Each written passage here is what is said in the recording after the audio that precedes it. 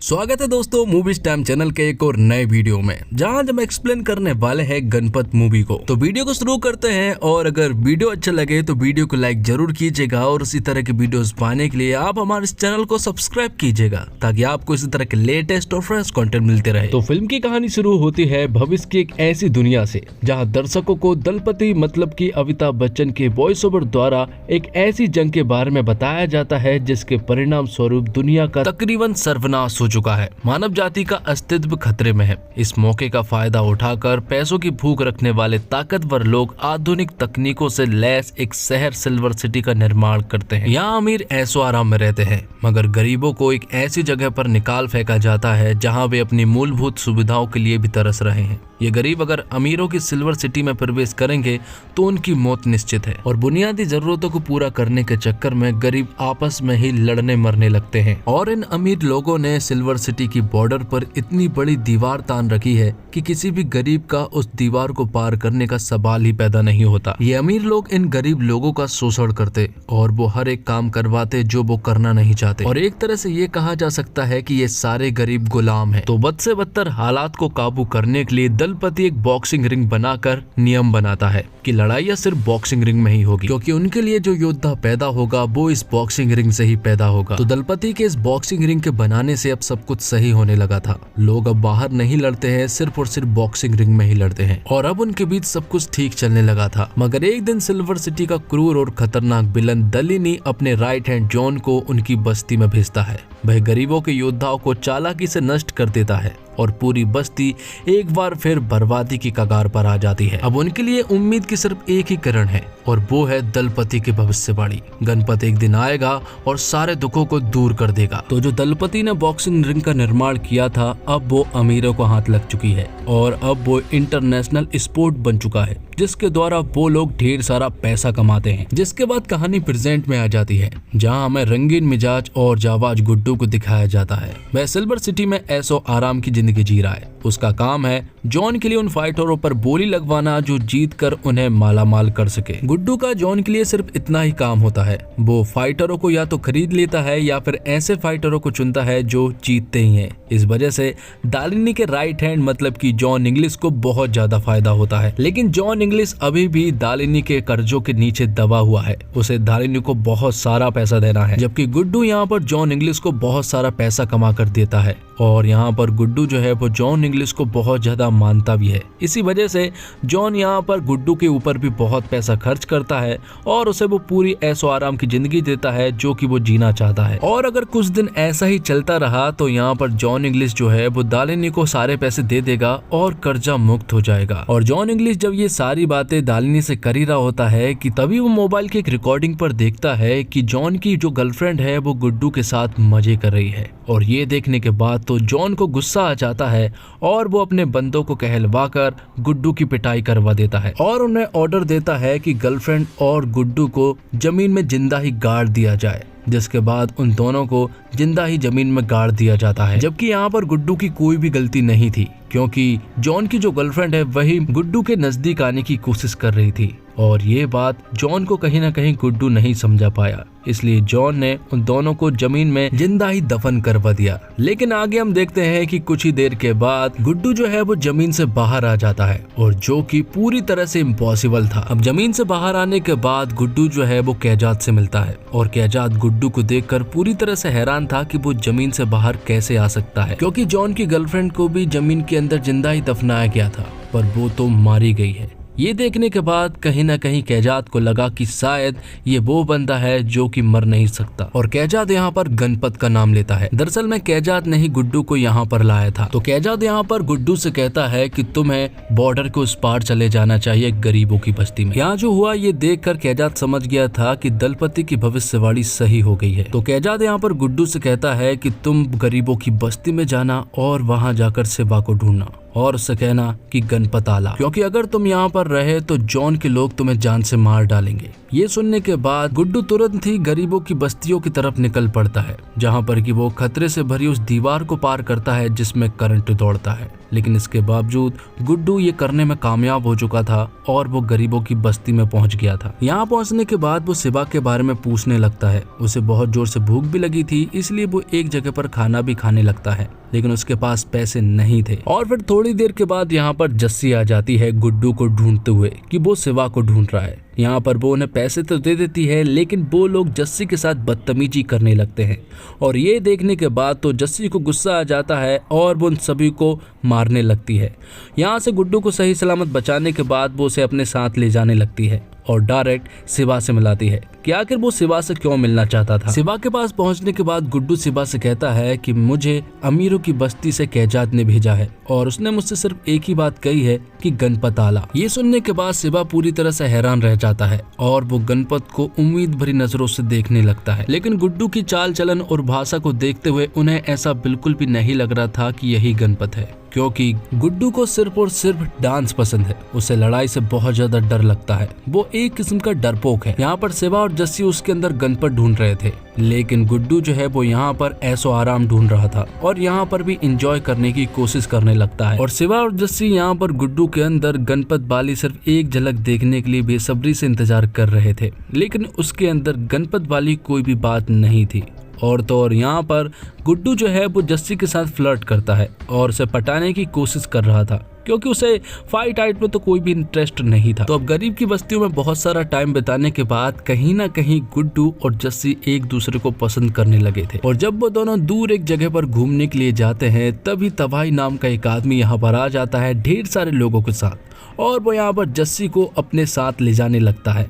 और यहाँ पर गुड्डू कुछ भी नहीं कर पाता है और वो लोग जस्सी को यहाँ से ले जा लेते हैं। गुड्डू यहाँ पर वापस आकर ये सारी बातें शिवा को बताता है। तो शिवा उससे कहता है कि ये जगह जो है वो ताकतवर लोगों की है, जो ताकतवर होगा वो इस जगह से सब कुछ छीन सकता है। अगर तुम्हें ऐसा लगता है कि तुम भी ताकतवर हो तो तुम उस जगह जाकर अपनी जस्सी को वापस ला सकते हो।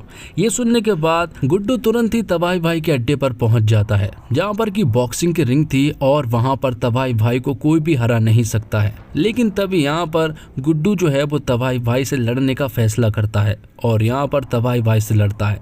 लेकिन तबाही भाई यहाँ पर गुड्डू को मजा चखा देते हैं और उसे बुरी तरह से मारते हैं। तो गुड्डू यहाँ पर जस्सी को नहीं बचा पाया, लेकिन वो अपने दिल का इजहार कर देता है कि वो उससे प्यार करता है। जिसके बाद वो वापस शिवा के पास आता है और वो उससे कहता है कि मुझे आपसे ट्रेनिंग चाहिए, क्योंकि मैं तबाही भाई को हराना चाहता हूँ और वहाँ से अपनी जस्सी को बचाना चाहता हूँ। ये सुनने के बाद शिवा उसे अगले ही दिन से ट्रेनिंग देना शुरू कर देता है, जो कि उसके लिए बिल्कुल भी इजी नहीं थी, क्योंकि वो डरपोक किस्म का लड़का था और एकदम न्यू था। इसके बावजूद यहाँ पर गुड्डू जो है वो बहुत मेहनत करता है और कुछ ही दिनों में वो तैयार हो जाता है तबाही भाई से लड़ने के लिए। तो ट्रेनिंग पूरी हो जाने के बाद गुड्डू जो है वो तबाही भाई के अड्डे पर एक बार फिर पहुंच जाता है और उससे लड़ना शुरू करता है। लेकिन इस बार वो गुड्डू भैया नहीं थे, इस बार गुड्डू भैया कुछ अलग किस्म के थे और वो यहाँ पर तबाही भाई को बुरी तरह से मार देता है और अपनी जस्सी को बचा लेता है। और यहाँ हमें मालूम चलता है कि दरअसल में ये सारी जस्सी और शिवा की प्लानिंग थी।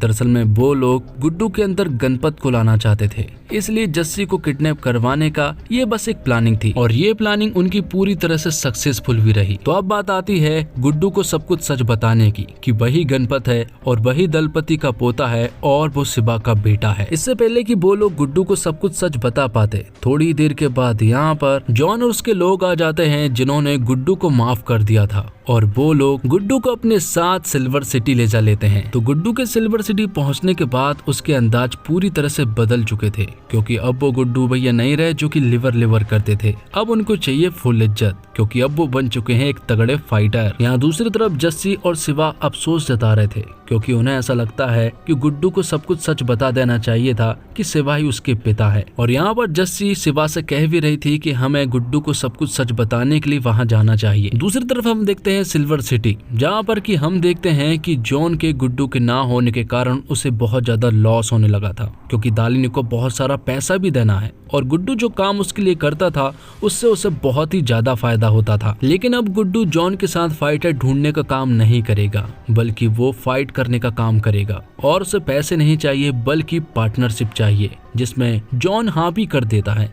जिसके बाद गुड्डू जो है वो रिंग में उतर जाता है और लड़ाई करना शुरू करता है। वो बहुत ही तगड़ी फाइट करता है और सभी को हरा देता है, जिससे कि जॉन को बहुत सारा पैसा मिलता है। लेकिन अभी भी दालिनी को बहुत सारे पैसे देने थे। आगे हम देखते हैं कि जस्सी जो है वो सिवा से कहती है कि मैं गुड्डू को सब कुछ सच बताने के लिए सिल्वर सिटी जा रही हूँ। लेकिन ये सुनने के बाद सिवा जो है वो जस्सी से कहता है कि तुम्हें ये करने की बिल्कुल भी जरूरत नहीं है।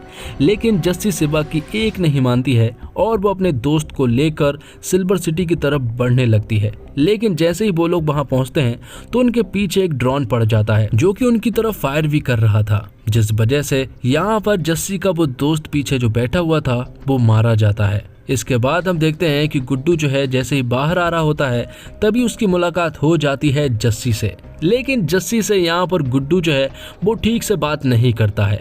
वो उससे कहता है कि मैं तुमसे प्यार व्यार नहीं करता हूँ और यहाँ पर जस्सी को कैद खाने में बंद कर दिया जाता है। अब आगे हम देखते हैं कि गुड्डू जो है वो जॉन से बात कर रहा था। वो उससे कह रहा था कि मेरे पास एक प्लानिंग है और उस प्लान के तहत चले तो एक फाइट में ही मैं तुम्हारा सारा कर्जा मुक्त करवा सकता हूँ। इस फाइट के बाद तुम्हें 3 गुना ज्यादा फायदा होगा और जिसके बाद तुम्हें दालिनी को कुछ भी पैसा नहीं देना पड़ेगा। लेकिन इतना पैसा कमाने के लिए हमें गरीबों की मदद चाहिए होगी, क्योंकि उनके पास भी ढेर सारा पैसा है और मैं चाहता हूँ कि उन दीवारों को खोल दिया जाए और वो सारे जो गरीब हैं वो इस फाइट में पैसा लगाए, क्योंकि वो गरीब जो है वो सालों से बचत करते आ रहे हैं और उन्होंने भी ढेर सारा पैसा जोड़ लिया है। तो अगर वो दरवाजा खोल दिया जाए तो सारे जो गरीब है वो मेरे ऊपर पैसे लगाएंगे और आखिर में मैं ये फाइट हार जाऊंगा, जिसके बाद सारे जो प्रॉफिट होगा वो तुम्हारा होगा और जो गरीब है वो बद से बदतर हो जाएंगे। तो जॉन को गुड्डू का प्लान बहुत सही लगा, इसलिए उन्होंने सिल्वर सिटी का दरवाजा गरीबों के लिए खोल दिया था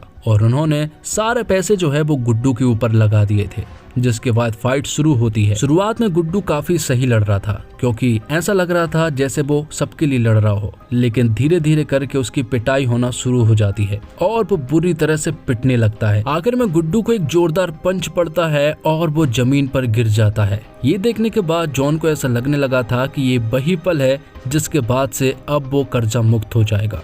लेकिन थोड़ी देर के बाद गुड्डू उठ पड़ता है और भागता हुआ सामने वाले बॉक्सर के पास जाता है और एक मूव में ही वो सामने वाले बॉक्सर को नॉकआउट कर देता है। और ये देखने के बाद जॉन पूरी तरह से हैरान रह गया था, क्योंकि यहाँ पर जीत हो गई थी गरीबों की। और फाइट जीतने के बाद गुड्डू आखिर में चिल्लाता है सभी के सामने कि गणपत आला, क्योंकि उसे बहुत पहले मालूम चल गया था कि उसी के अंदर गणपत है और वो यहाँ पर किस मकसद से आया है। दरअसल में ये सब कुछ प्लानिंग थी। जब जस्सी सिल्वर सिटी पार करके गुड्डू के पास आई थी तो गुड्डू ने जस्सी को बता दिया था कि उसे मालूम है कि वो शिवा का बेटा है। और जस्सी को सारी प्लानिंग समझाने के बाद उसे कैद खाने से निकलवा कर उसे गरीबों की बस्ती में भेज दिया गया था, जहाँ पर कि उसने सारे गरीबों को ये प्लान समझा दिया था शिवा के साथ। तो अब जॉन पूरी तरह से कंगाल हो गया था और अब वो किसी का भी कुछ नहीं बिगाड़ सकता है, क्योंकि गरीबों ने जो पैसे लगाए थे वो उन तक पहुंच चुके थे।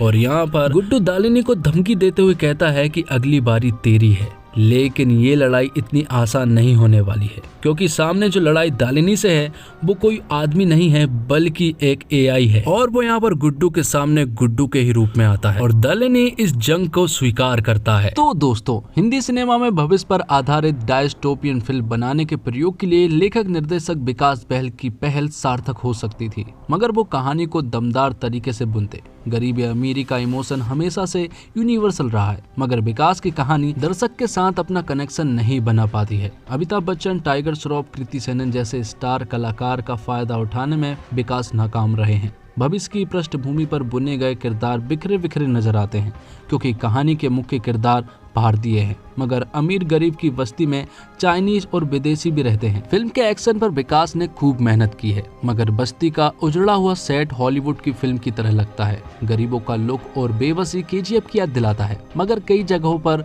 वीएफएक्स की कमजोरी साफ झलकती है। मुख्य किरदारों के लुक भी बहुत कंफ्यूजन लगते हैं। एक बॉक्सिंग मैच को जीतकर गणपत का गरीबों को बर्बादी से बचाने का तर्क हजम नहीं होता। और इसमें कोई दो राय नहीं है कि टाइगर श्रॉफ बॉलीवुड के बेहतरीन एक्शन हीरोज में से एक है। पर्दे पर एक्शन करते हुए उनका लचीलापन देखते ही बनता है। वे डांस में भी अव्वल नजर आते हैं। फिल्म में उन्होंने अपने ग्रेट सेट को भी खूबसूरती से निभाया है, जबकि कृति सेनन भी अपने एक्शन अवतार में दिल जीतती है। फाइटर लड़की के रूप में उनका लुक जो है वो दमदार है। तकरीबन एक दशक पहले हीरोपंती और फिर हीरोपंती 2 में नजर आने वाले टाइगर और कृति की केमिस्ट्री यहाँ भी स्ट्रॉन्ग नजर आती है। बिग बी कैमियो में भी अपने लुक और अंदाज से प्रभाव जमाते हैं। सिबा के किरदार में रसीम रहमान ने यादगार काम किया है और विकास बहल ने फिल्म गणपत का निर्देशक किया है। उन्होंने ही इसकी राइटिंग और डायरेक्शन भी किया है और उन्होंने नए एक्सपेरिमेंट करने की कोशिश की है, लेकिन वो कहीं ना कहीं इसमें फेल नजर आ रहे हैं। हालांकि उन्होंने फिल्म की कहानी को पर्दे पर दिखाने की पूरी कोशिश की है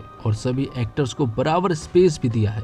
अमिताभ बच्चन, टाइगर श्रॉफ और कृति सेनन को बराबर स्पेस दिया था। बिग बी को फिल्म में दादाजी दलपति पंजाब के किसी गाँव के मुखिया के रोल में दिखाया गया है। वहीं अगर गणपत में टाइगर और कृति की एक्टिंग और केमिस्ट्री की बात की जाए तो दोनों ने ठीक ठाक काम किया है। एक्ट्रेस को पहली बार एक्शन मोड में देखा गया है और उन्होंने अपने किरदार के साथ न्याय भी किया है। एक्शन सीक्वेंस को अच्छे से शूट किया है। इसके साथ ही टाइगर श्रॉफ का गजब का बॉडी ट्रांसफॉर्मेशन देखा गया है। उन्होंने कमाल की बॉडी बनाई है और एक्शन तो और भी कमाल के हैं। फिल्म में भले ही स्टोरी ड्रामा नहीं है, मगर एक्शन भर भर कर है। वहीं कृति सेनन और अमिताभ बच्चन जैसे सितारों का अभिनय इसे कुछ देर तक देखने लायक बना पाते हैं। दिक्कत ये है कि टाइगर को पहली ही फिल्म से लेकर अभी तक बस एक्शन के जरिए ही बेचा जा रहा है, लेकिन अभी ये एक्शन भी एक्सपेरिमेंट पैदा नहीं कर पाता है, क्योंकि ये सब तो हम पहले से ही देख चुके हैं।